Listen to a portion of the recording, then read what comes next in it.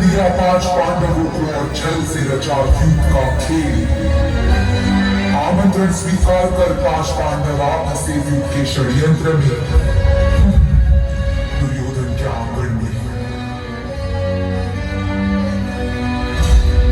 दुर्योधन के रचे रचाए खेल में एक एक कर सब हारते चले गए पांच पांडव।